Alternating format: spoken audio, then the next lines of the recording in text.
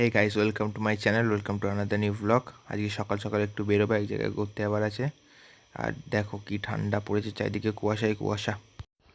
সকাল সকাল ভেবেছিলাম যে মল থেকে একটু কিছু খাবার দাবার নিয়ে নেবো, কিন্তু কিছু করার নেই, এসে দেখি মল বন্ধ। তো চলো, যেখানে যাওয়ার জন্য বেশি যাওয়া যায়। তো চলে এসেছি, আজকের মেনলি এসেছি আলিপুর চিড়িয়াখানায়।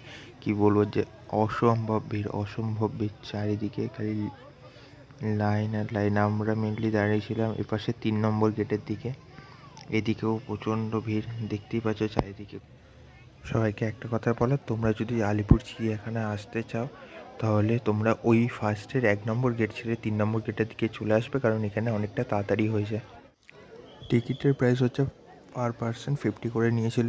এবার ওদের অফিসের সাইডে গেলে তোমরা দেখতে পাবে ওখানে লেখা আছে যে up to visitor 5 years old 30 করে। এবার জানি না কি উইকেন্ড ছাড়া গেলে কি 30 করে নেয় কি, কেউ জানলে আমায় কমেন্ট বক্সে জানিয়ে দাও। ঢুকেই এই কিছু কুমির দেখতে পেলাম।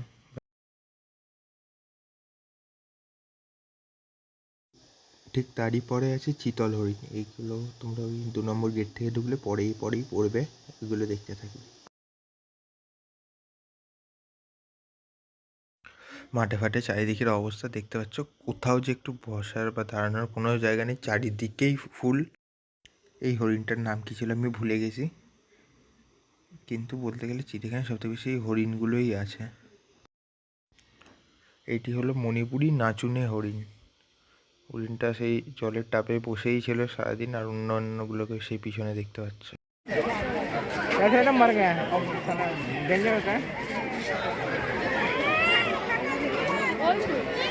যদি সব থেকে বাজে কিছু থেকে থাকে সেটা হচ্ছে সরীসৃপ ভবন। ভাই, একটাও সাপ দেখতে পাইনি, পুরো এটা জুড়ে যত কটা ছিল তার মধ্যে একটাও সাপ দেখতে পাইনি। অনেক কিছু সাপের নাম লেখা ছিল, কোবরা ফোবরা, রকিং মাম্বা, ব্ল্যাক মাম্বা, কিন্তু দেখতে পেয়েছি খালি শুধু দাঁড়াস, আর কিচ্ছু না।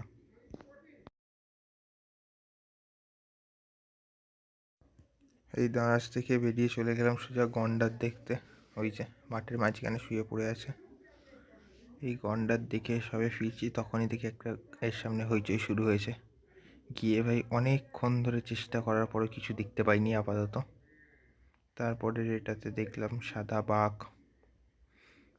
সাদা বাঘটা মনে মোটা হয়ে গেছে, চিড়িয়াখানা থেকে থেকে অনেক খাবার পায়। তারপরে হই হই শুনে গেলাম পাশের রুমে, গিয়ে দেখলাম এই যে আমাদের বাঘ মশাই ঘুমিয়ে আছে। আর এর বাইরে তো কী অসম্ভব ভিড়, দেখতেই পাচ্ছ যে মানে কোথাও একটু দাঁড়ানোর জায়গা ছিল না। তারপরে গিয়ে পাখি থেকে নিলাম কয়েকটা পরপর। তারপর আবার চলে গেলাম, সেই দূরে সিংহ শুয়ে আছে, প্রায় না দেখারই মতন। সিংহটা ছাওয়াই ছিল, গ্ল্যামার যাতে নষ্ট না হয়ে যায়।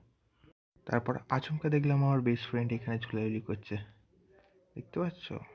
সেই দেখো, এইটা হচ্ছে বাদরের ঘর, যেটা তোমাদের ফার্স্ট গেটে ঢুকলে সবার প্রথমেই পড়বে।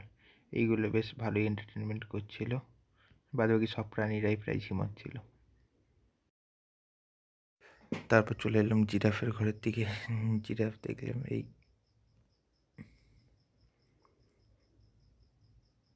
এই জিরাফটা কেন দিয়াল চাটছিল এটা আমি বুঝতে পারিনি এখনো।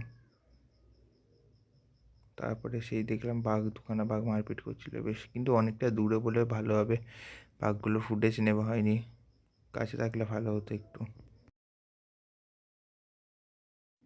এই ভাল্লুকগুলো শুয়েছিল সিঁড়ির ওপরে, এগুলো ওঠেনি, এগুলো ধোকা থেকে সিঁড়ির ওপর শুয়েছিল। তারপর ঠিক উল্টো দিকে চলে এলাম জেব্রা দেখতে। তারপর অনেক বছরের পুরনো কচ্ছপ দেখতে দেখতে এবারের মতন চিড়িয়াখানা ঘোরা কমপ্লিট হয়ে গেল। চলো, বেরোনোর সময় দেখছিলাম যে অসংখ্য লোক ঢুকছিল। চলো টাটা, আবার দেখা হবে নেক্সট কোনো ব্লগে। সবাই লাইক শেয়ার সাবস্ক্রাইব করে দিও। আর তোমরা কী করছো, সাবস্ক্রাইবার বাড়ছে না কেন? সাবস্ক্রাইব করো তাড়াতাড়ি।